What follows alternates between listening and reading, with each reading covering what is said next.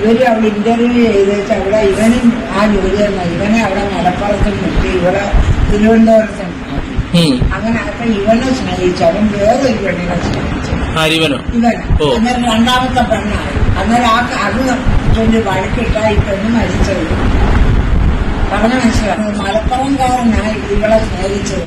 അപ്പൊ ട്രെയിനിന് മുന്നിൽ ചാടി മരിച്ച ഇന്റലിജന്റ് ബ്യൂറോ ഓഫീസർ ആയിട്ടുള്ള മേഘയുടെ മരണവുമായി ബന്ധപ്പെട്ട് കൂടുതൽ വിവരങ്ങൾ ഇപ്പൊ പുറത്തു വന്നുകൊണ്ടിരിക്കുകയാണ്. സംഭവം എല്ലാവർക്കും അറിയാലോ, 2 ദിവസം മുന്നാണ് സംഭവം നടക്കുന്നത്. എയർപോർട്ടിലെ തന്റെ നൈറ്റ് ഡ്യൂട്ടി കഴിഞ്ഞ് തിരിച്ചു വരുന്ന മേഘ സ്ഥിരമായി സഞ്ചരിക്കുന്ന റൂട്ടിൽ നിന്ന് മാറി സഞ്ചരിച്ച് റെയിൽവേ ട്രാക്കിന്റെ അങ്ങോട്ടേക്ക് പോകുന്നു. അവിടെ വെച്ച് ആരോടോ ഫോൺ ചെയ്യുന്നു.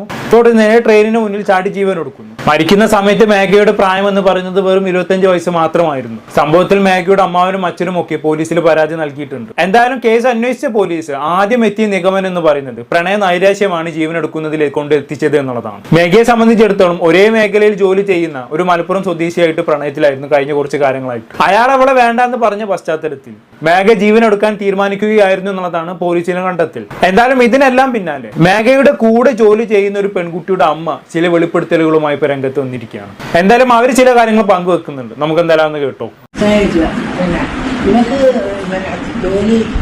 ഇവര് അവിടെ ഇന്റർവ്യൂ ചെയ്തേച്ച് അവിടെ ഇവനും ആ ജോലി തന്നെ ഇവനെ അവിടെ മലപ്പുറത്ത് നിർത്തി ഇവിടെ തിരുവനന്തപുരത്ത് അങ്ങനെ അപ്പൊ ഇവനെ സ്നേഹിച്ചു അവൻ വേറൊരു പെണ്ണിനെ സ്നേഹിച്ചു അന്നേരം രണ്ടാമത്തെ പെണ്ണായി അന്നേരം അത് ചൊല്ലി വഴക്കിട്ടാ ഈ പെണ്ണ് മരിച്ചത്. പറഞ്ഞ മനസ്സിലായോ? അതാ പറഞ്ഞത് മലപ്പുറംകാരനായി ഇവളെ സ്നേഹിച്ചത്. അവള് പറഞ്ഞത് ചെറുക്കനെ ഇപ്പൊ വേറൊരു പെണ്ണുമായിട്ട് സ്നേഹമായി. ഫോൺ ട്രേസ് ചെയ്തോ? ഫോൺ കിട്ടണ്ടായോ? ബേബി അറിഞ്ഞതിപ്പോ അറിയാവുന്ന ഈ കാര്യങ്ങൾ ഇവനുമായിട്ട് സ്നേഹമാണ്. അത് അറിയാവുന്നവർ സംസാരിക്കൊക്കെ ചെയ്തു. ഓഫീസിലാക്കാൻ പറഞ്ഞ് അവനുമായിട്ട് സംസാരിച്ചപ്പോ അവൻ വേറെ ഒരു പെണ്ണുമായിട്ട് സ്നേഹമാണ്. പക്ഷെ അത് ഈ പെണ്ണിനെ അറിയത്തില്ലായിരുന്നു. ഞാൻ ഈ പെണ്ണിനോട് അത് പറഞ്ഞു, നിന്നെ വേണ്ട, എനിക്ക് ഈ പെണ്ണിനെ മതിയെന്ന് പറഞ്ഞു.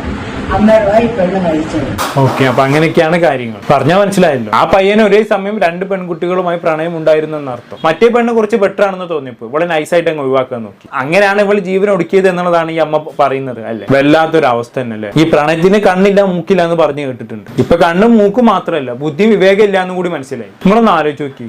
മേഘയുടെ ഇപ്പോഴത്തെ അവസ്ഥ വെച്ച് നോക്കുകയാണെങ്കിൽ മേഘയ്ക്ക് ഇതിനേക്കാളും നല്ലൊരാൾ കിട്ടുമായിരുന്നു അല്ലേ. കാരണം അത്രയും നല്ല പൊസിഷനിൽ നിൽക്കുന്ന പെണ്ണാണ് മേഘ. മാസം 1 ലക്ഷത്തിന് മുകളിൽ സാലറിയും ഉണ്ട്. പയ്യന്മാരൊക്കെ വന്ന് മേഘന്റെ പിന്നിൽ ക്യൂ നിൽക്കും. പെണ്ണിനെ കാണാനാണെങ്കിൽ അത്യാവശ്യം തരക്കേടും ഇല്ല. ഇങ്ങനെയൊക്കെ ആയിട്ടും ഒരു പ്രണയ നൈരാശ്യത്തിന്റെ പുറത്ത് ജീവൻ എടുക്കണമെന്നുണ്ടെങ്കിൽ അതിന് വിവേകമില്ലായ്മെന്ന് മാത്രമേ പറയാനുള്ളൂ. പിന്നെ ആ പയ്യൻ ചെയ്തത് വലിയ പുണ്യപ്രവൃത്തി ഒന്നല്ല. ഒരേ സമയം 2 പെണ്ണുങ്ങളൊക്കെ പ്രേമിക്കാന്ന് പറഞ്ഞാൽ തനി ഉളത്തരം തന്നെയാണ് അവന് കാണിച്ചത്. അതിനവന് വേണ്ടത് കിട്ടുക തന്നെ വേണം.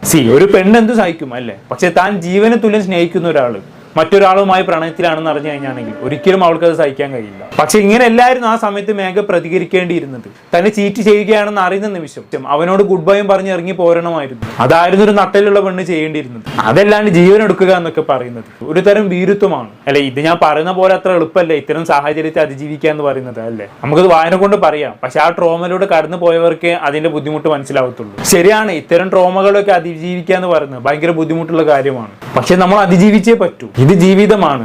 പ്രതീക്ഷിതമായ പലതും ജീവിതത്തിൽ സംഭവിക്കും അല്ലെ. ഒന്നും വേണ്ട, എന്റെ ഒരു അനുഭവം തന്നെ പറയാം. ഇതേപോലെ എനിക്ക് മുമ്പ് ഒരു പ്രണയം ഉണ്ടായിരുന്നു. അങ്ങനെ ഇതേപോലെ വളരെ മോശം ഒരു സാഹചര്യത്തിൽ ഞങ്ങൾ തമ്മിൽ പിരിഞ്ഞു. ഞാൻ സാഹചര്യം എന്താണെന്നോ ആ പെണ്ണ് ആരാണോന്നൊന്നും പറയുന്നില്ല. അവള് സമാധാനമായിട്ട് ജീവിച്ചോട്ടെ. എന്തായാലും അന്ന് അങ്ങനെ സംഭവിച്ചപ്പോ കുറച്ചു കാലത്തേക്ക് എനിക്ക് ഭയങ്കര ട്രോമ ആയിരുന്നു. പക്ഷെ എന്തൊക്കെ സംഭവിച്ചാലും ഞാൻ മുന്നോട്ട് തന്നെ പോകാനുള്ള തീരുമാനം എടുത്തു. അങ്ങനെ കുറച്ച് വർഷങ്ങൾ കഴിഞ്ഞു. ഇന്ന് ഞാൻ തിരിഞ്ഞു നോക്കുന്ന സമയത്ത് അതിനേക്കാളും 10 ഇരട്ടി തങ്കം പോലത്തെ ഒരു പെണ്ണിനാണ് എനിക്ക് കിട്ടിയത്. ഇന്ന് ഞാൻ ദൈവത്തോട് നന്ദി പറയുന്നു. എന്തിനാണെന്ന് അറിയോ? അവളെ സ്വന്തമാക്കാൻ സാധിക്കും.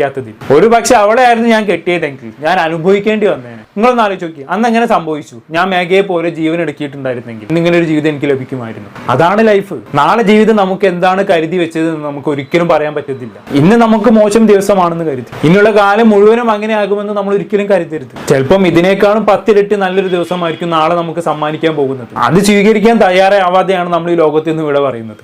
എത്ര വലിയ വിഡ്ഢിത്തമാണെന്ന് നിങ്ങളൊന്ന് ആലോചിച്ച് നോക്കി. ഇത് ഞാൻ ചുമ്മാ മോട്ടിവേഷന് വേണ്ടി പറയുന്നതല്ല കേട്ടോ. എൻ്റെ ജീവിതത്തിൽ ഇത്തരം ട്രോമ സിറ്റുവേഷനിലൂടെ ഡിഫിക്കൽട്ട് സിറ്റുവേഷനിലൂടെ കടന്നു പോകുന്ന സമയത്ത് ഞാൻ എന്നെ തന്നെ പറഞ്ഞു പഠിപ്പിക്കുന്ന പാഠമാണ്. അത് നിങ്ങളുമായി ഷെയർ ചെയ്തെന്ന് മാത്രം. അപ്പൊ ഞാൻ പറഞ്ഞു വരുന്നത്, മേഘ അവിടെ ജീവിക്കാനുള്ള ഒരു തീരുമാനം എടുത്തിട്ടുണ്ടായിരുന്നെങ്കിൽ ഒരു പക്ഷേ നാളെ മേഘയ്ക്ക് ഇതിനേക്കാളും നല്ലൊരു ജീവിതം ലഭിക്കുമായിരുന്നു. ഇതിപ്പോ നഷ്ടം ആർക്കാനുള്ളത്? മേഘയ്ക്കും മേഘയോട് ബന്ധപ്പെട്ട ആൾക്കാർക്കും മാത്രം. മേഘ ആർക്ക് വേണ്ടിയാണ് ആത്മഹത്യ ചെയ്തത്? അവന് നാളെ ഒന്നും സംഭവിക്കില്ല. ഇതിന്റെ പേരിൽ ഒരു പക്ഷെ അവൻ ആത്മഹത്യാ പ്രേരണ കുറ്റത്തിന് കേസെടുക്കുമായിരിക്കും. ചിലപ്പം കുറച്ചു കാലം ജയിലിൽ കിടക്കുമായിരിക്കും. അത് കഴിഞ്ഞ് അവൻ പുറത്തിറങ്ങി അവൻ ഇഷ്ടപ്പെട്ട പെണ്ണിനെയും കെട്ടി ജോലിയും ചെയ്ത് അവനെങ്കിൽ ജീവിക്കും. പക്ഷെ മേഘയുടെ മാതാപിതാക്കൾ ശിഷ്ടകാലം ഇതിന്റെ സങ്കടവും പേര് ജീവിക്കേണ്ടി വരും. ഒന്നില്ലെങ്കിലും അവരെ കുറിച്ചെങ്കിലും ഒന്ന് മേഘയ്ക്ക് ഓർക്കാമായിരുന്നു അല്ലേ? ഇനിയിപ്പോ എന്തൊക്കെ പറഞ്ഞിട്ട് എന്താ കാര്യം? നഷ്ടം നഷ്ടം തന്നെയാണ്, അതിനി നികത്താൻ കഴിയില്ല. എന്തായാലും നമുക്ക് പറയാനുള്ള ബാക്കി കൂടി കേട്ടു നോക്കാം. മലപ്പുറംകാരൻ അല്ല, ഇത് കേസിന്റെ ഡീറ്റെയിൽ എനിക്കാണെങ്കിൽ അന്വേഷിച്ചോണ്ടിരിക്കുക. അല്ല, എനിക്ക് ചോദിക്കാനും പറ്റത്തില്ല, അല്ലെങ്കിൽ കറക്റ്റ് വിവരം വേണ്ട കറക്റ്റ് വിവരമല്ലേ അവള് പറയുന്നത്. അതുപോലെ തന്നെ ഈ ചെറുക്കൻ വേറൊരു പെണ്ണിനെ സ്നേഹമുണ്ട്, ഈ പെണ്ണിനെ മാത്രമേ സ്നേഹിക്കുന്നുള്ളതെന്ന് പറഞ്ഞാൽ ഇവിടെ സ്നേഹിച്ചത്. പിന്നെ ഇവിടെ അല്ല വേറൊരുത്തെ സ്നേഹിക്കുന്നു. അന്നേരം അതറിഞ്ഞപ്പോ ഈ പെണ്ണിന് വിഷമമായി. അങ്ങനെ ഈ പെണ്ണ് ട്രെയിനിന്റെ ഈ തലവെച്ച് മരിക്കുന്നത്. ഫോണുമെല്ലാം ചെന്നി കയറി ഇപ്പൊ കേസ് എടുത്തോണ്ടിരിക്കുക. ഐഡിക്കാര് തന്നെ അവനെതിരെ അവനിപ്പോ അകത്താക്കും. കാരണം അവനെ വെളിയിൽ വിടത്തില്ല.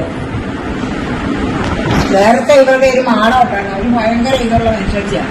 അവരിപ്പോ ഡൽഹിയിലോട്ട് സ്ഥലം മാറ്റമാണ്. അന്ന് ഒരു കൊച്ചു ഒരു തള്ളയുള്ള ഒരു പെണ്ണ് ഇതുപോലെ ഒരു സ്ഥലം സ്നേഹിച്ചിട്ട് അവനെന്തോ എടുത്തു. പിന്നെ അവൻ പോയി വേറെ എടുത്ത് സ്നേഹിച്ചു. അന്നത്തെ ഈ പെണ്ണ് മരിക്കാൻ പറ്റുമ്പോൾ ഇപ്പൊ ഓഫീസർ പെണ്ണുമ്പിള്ള കാരണം പഠിച്ചു. നീ എന്തിനാണ് ഒരു കൊച്ചും പിന്നെ ഉള്ളവനെ കൊച്ചും നീ കൂടെ എന്തിനാണ് സ്നേഹിച്ചത്? എന്റെ ഭർത്താവ് വിളിച്ചു ചോദിച്ചു. അവനെ ഗൾഫിൽ നിന്ന് വരുത്തി ഭർത്താവിനെ ഇവിടെ പെരുമാറ്റം കൊണ്ട് പിന്നെ ഇവരെ ഒന്നിപ്പിച്ച് എല്ലാം താമസിപ്പിച്ച ചൈ ഓഫീസർ ഇവിടുന്നാണ്. പക്ഷെ അവരെങ്ങ് ഡൽഹിക്കില്ല. അവനെ അറിയാം. ബേബി ഓഫീസിൽ വന്നല്ല ജോയിൻ ചെയ്യുന്നത്. എയർപോർട്ടിലാ ജോലി. ഇവര് മലപ്പുറത്തുമാണ് ജോലി. മലപ്പുറത്താക്കി. അപ്പൊ രണ്ടുപേരും ഒരു സെക്ഷനാണ്. അവന് മലപ്പുറത്തും അതോ മലപ്പുറംകാരനാണ്. ഇവിടെ എയർപോർട്ടിലും ആക്കി. എന്തെങ്കിലും ഉണ്ടെങ്കിൽ വിളിക്കാൻ പറയുമ്പോ വിളിക്കണേ. ഓക്കെ, ബേബി എന്ന് പറയുന്നത് ഇവരുടെ മകളുടെ അഥവാ മേഘയുടെ കൂടെ ജോലി ചെയ്യുന്ന ആ പെൺകുട്ടിയുടെ പേരാണ്. അപ്പൊ ഇവിടെ അമ്മ പറഞ്ഞിട്ടുണ്ടെങ്കിൽ പറഞ്ഞുകൊണ്ടിരിക്കുന്നതാണല്ലേ. ഒരേ സമയം അവൻ അവളെ ചതിച്ചു വേറൊരാളെ പ്രേമിച്ചു എന്നുള്ള രീതി. എന്തായാലും ഇതിനെല്ലാം ശേഷം മേഘയുടെ അച്ഛൻ ഒരു വോയിസ് ക്ലിപ്പ് പുറത്തു വന്നിട്ടുണ്ട്. നമുക്ക് എന്തായാലും അതും കൂടി ഒന്ന് കേട്ടിട്ട് അവസാനിപ്പിക്കാം. റിലേഷൻഷിപ്പ് ഉണ്ടെന്നുള്ള കാര്യം വീട്ടിൽ പറഞ്ഞിട്ടുണ്ടോ?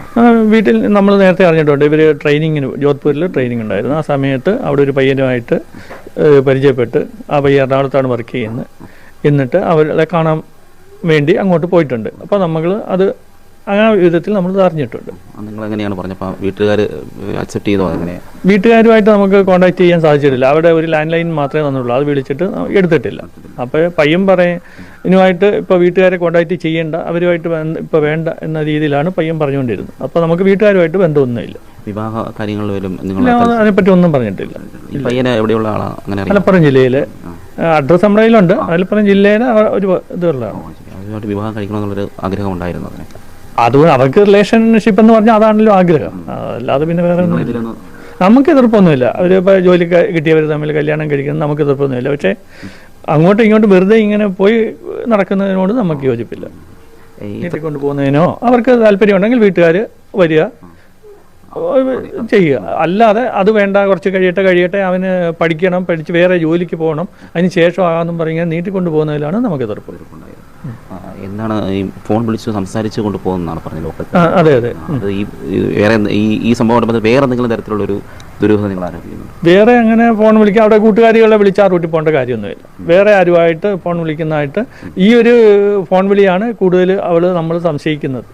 ഓക്കെ, അപ്പൊ എല്ലാവരും ഒരേ സമയം വിരൽ ചൂണ്ടുന്നത് മേഘയുടെ കാമുകലിലേക്കാണ് അല്ലേ? അവനുമായിട്ട് തന്നെയാണ് അവൾ അവസാനം ഫോണിൽ സംസാരിച്ചത് തന്നെയാണ് എല്ലാവരും ഒരേപോലെ സംശയിക്കുന്നത്. എന്തായാലും ഇപ്പൊ അവന്റെ ഡീറ്റെയിൽസോ കാര്യങ്ങളൊന്നും പുറത്തുവിട്ടിട്ടില്ല. പോലീസ് കൃത്യമായി അന്വേഷിച്ചിട്ടുണ്ട്. അറസ്റ്റ് ചെയ്യാനുള്ള നീക്കത്തിലാണെന്നുള്ളതാണല്ലോ കുറച്ചു മുമ്പേ അമ്മ പറഞ്ഞു വെച്ചിട്ടുള്ളത്. എന്തായാലും അറസ്റ്റ് ചെയ്യുന്ന സാഹചര്യത്തിൽ എന്റെ റിക്വസ്റ്റ് എന്ന് പറയുന്നത് അവന്റെ ഫുൾ ഡീറ്റെയിൽസും പുറത്തുവിടണം.